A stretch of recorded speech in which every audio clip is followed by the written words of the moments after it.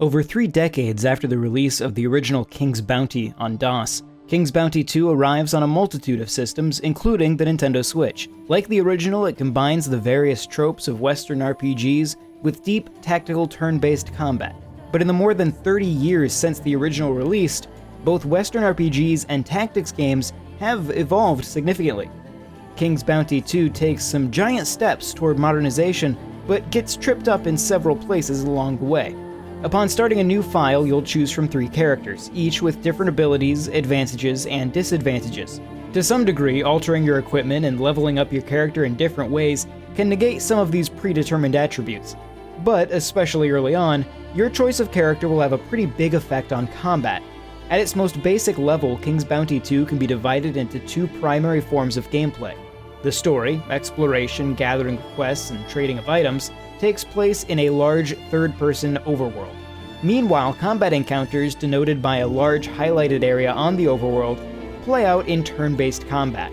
While much of the exploration clearly takes cues from franchises like The Witcher or Dragon Age, combat rides a line somewhere between Civilization and Fire Emblem. Exploring the world, talking to people, and picking up quests was by far my favorite portion of King's Bounty 2.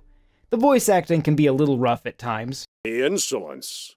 I know nothing of the attempt on your life, and I cannot let such an insult slide. Your character moves somewhat slowly, and the Switch resolution leaves a lot to be desired, but the world begs to be explored. Even at a low resolution, the world is rich in details, and seemingly random side quests play out in interesting and engaging ways. This is one of those games where I quickly lost track of what the primary questline even was, because I so immediately became distracted by everything around me. Quests also cause you to engage in the game's morality system, which affects how quests play out, along with what abilities you'll ultimately have access to. However, doing side quests may highlight King's Bounty 2's more egregious issues.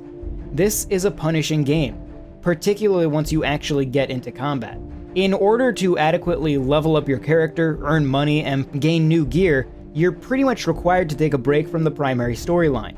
Unfortunately, there is no real way to know if any given side quest is at your ability level until you've entered whatever combat it may entail. Most quests follow the general formula of having you run around doing things in the overworld for a while before eventually engaging in combat. I quickly built up a list of unfinished quests where I had done everything except the final fight, after realizing it was well above my current level.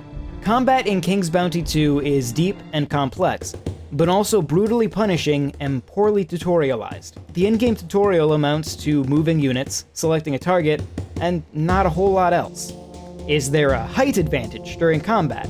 How does the unit morale system work? How do my stats affect my unit stats? As I said, this is a gloriously deep combat system, and I'm sure post-launch there will be plenty of wikis detailing its operation, but in the isolation of the review period, I found myself stumbling through early encounters. What makes this go from annoying to an actual problem is that King's Bounty 2 makes use of unit permadeath. Units are composed of multiple soldiers. If just a few of them die, you can quickly replenish them after a battle. However, if an entire unit is killed, you'll need to recruit an entirely new one at a town or some other trading post. All the experience and bonuses gained by that unit from battles fought will be gone. This causes King's Bounty 2 to fall into the classic game design paradigm of actually making itself more difficult unless you're already good at it.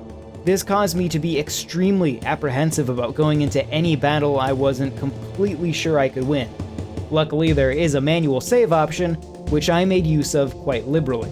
I want to be clear that the combat mechanics themselves are not bad. As I grew to understand them through trial and error, combat became much more enjoyable. As units gain experience, they'll become stronger, but as your character grows, you'll also be able to include more soldiers in a given unit. Your character will gain abilities over the course of the story that will allow them to take part in battles beyond simply commanding units. The Sorcerer character, for example, can cast spells anywhere on the field, allowing her to damage, heal, or buff units from the sideline. The one problem King's Bounty faces that is exclusive to the Switch version is that of performance. While loading times are short and the frame rate only really struggles in larger towns, resolution and image quality are both very poor. The resolution is workable during standard exploration, but when zoomed out in combat, it becomes very difficult to identify different unit types. A very rough temporal anti-aliasing implementation put in place to help with the low resolution also causes extremely noticeable ghosting artifacts along the edges of moving characters and objects. All of this is heightened when playing portably, where combat relies almost entirely on reading unit names rather than identifying them by sight.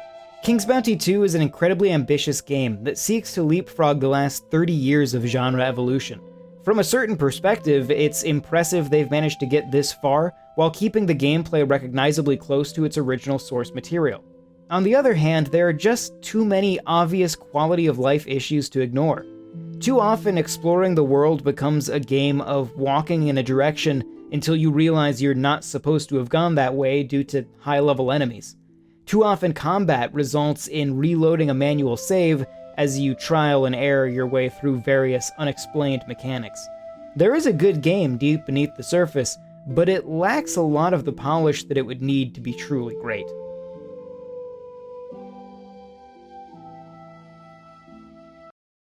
This video is made possible by our generous supporters on Patreon. Did you know that Nintendo World Report is funded directly by fans like you?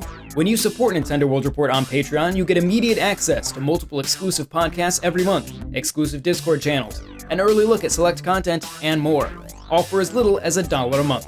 Check out patreon.com/NWR for all the details.